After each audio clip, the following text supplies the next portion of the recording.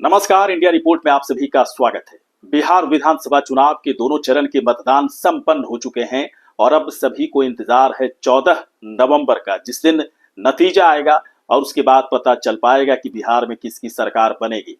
वैसे कुछ exit polls, तमाम जो एग्जिट पोल्स आ रहे हैं उसमें दावे किए जा रहे हैं कि एनडीए को 2/3 बहुमत बिहार में मिलेगा और एनडीए की सरकार एक बार फिर से वहां पर बनेगी। लेकिन क्या वाकई में ऐसा होगा या नहीं होगा, एक कहना बड़ा मुश्किल है जब तक 14 तारीख के नतीजों को हम लोग ना देख लें।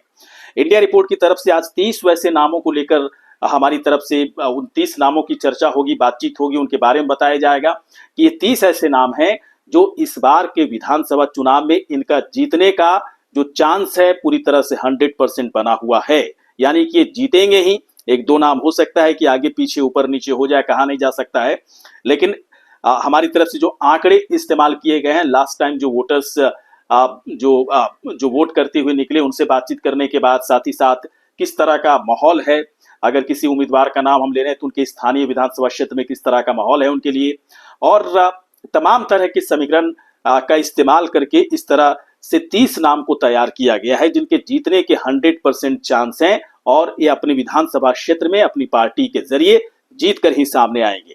तो एक एक नाम की चलिए आपको एक एक नाम हम आपको बताते हैं।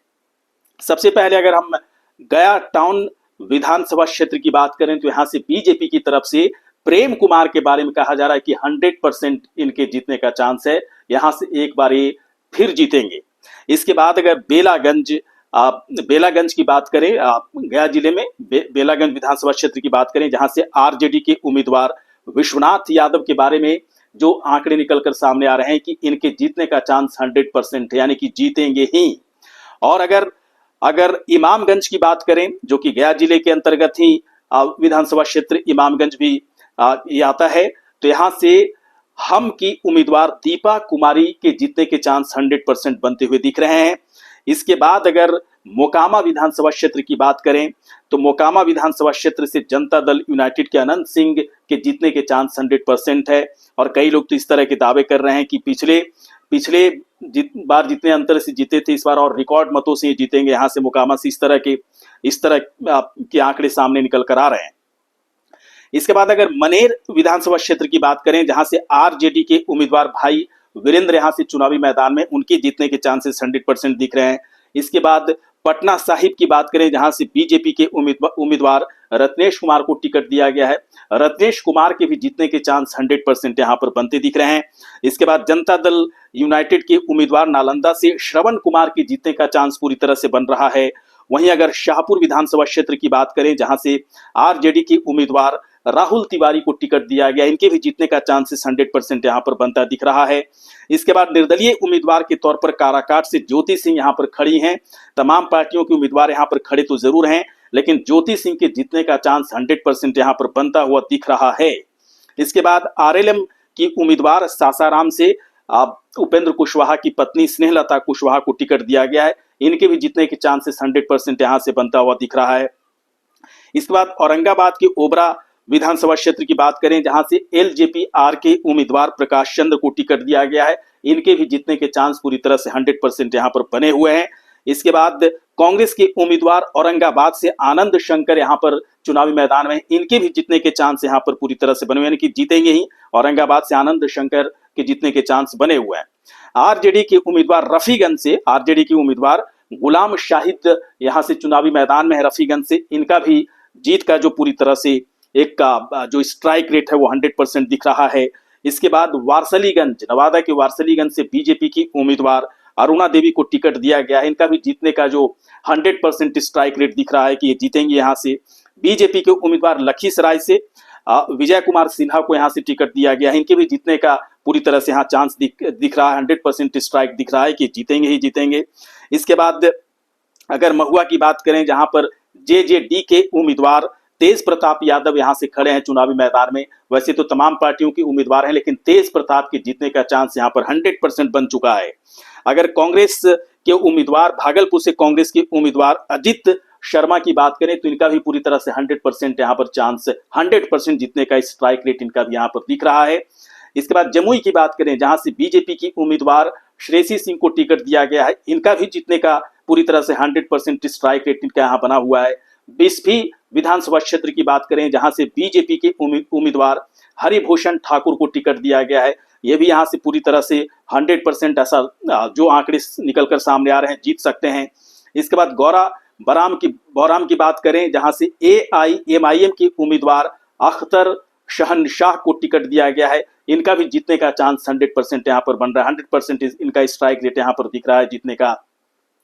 जाले विधानसभा क्षेत्र की बात करें जहां से जिवेश मिश्रा को टिकट दिया गया है बीजेपी की तरफ से, ये भी यहाँ से पूरी तरह से जीतेंगे। जो आंकड़े आ रहे हैं जीतने के चांस पूरी तरह से बने हुए हैं। बीजेपी बनमखनी से बीजेपी के उम्मीदवार कृष्ण कुमार ऋषि को टिकट दिया गया। बनमखनी जो कि पूर्णिया जिले में आता है बनमखनी, वहां से कृष्ण कुमार ऋषि को बीजेपी से टिकट दिया गया है। इनका भी जीतने का 100% पूरी तरह से स्ट्राइक रेट बना हुआ है। धमदाहा की बात करें जहां से जनता दल यूनाइटेड की लेसी सिंह चुनावी मैदान में है, जीतने का 100% इनका चांस यहां पर बना हुआ है। रघुनाथपुर की बात करें जहां से आरजेडी के उम्मीदवार ओसामा शहाब को टिकट दिया गया है, 100% जीतने का चांस इनका यहां से बन रहा है। आरजेडी से ही लालगंज से आरजेडी की उम्मीदवार शिवानी शुक्ला के भी जीतने का चांस 100% स्ट्राइक रेट इनका बना हुआ है कि जीतेंगी। इसके बाद अगर बेतिया की बात करें जहां से बीजेपी की उम्मीदवार रेणु देवी हैं, इनके भी जीतने का चांस पूरी तरह से 100% बना हुआ है।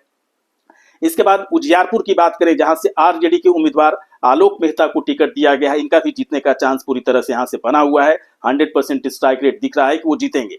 घोसी की बात करें जहां पर ऋतुराज कुमार को जनता दल यूनाइटेड से टिकट दिया गया, इनका भी जीतने का चांस 100% स्ट्राइक रेट इनका दिख रहा है कि जीतेंगे यहां से।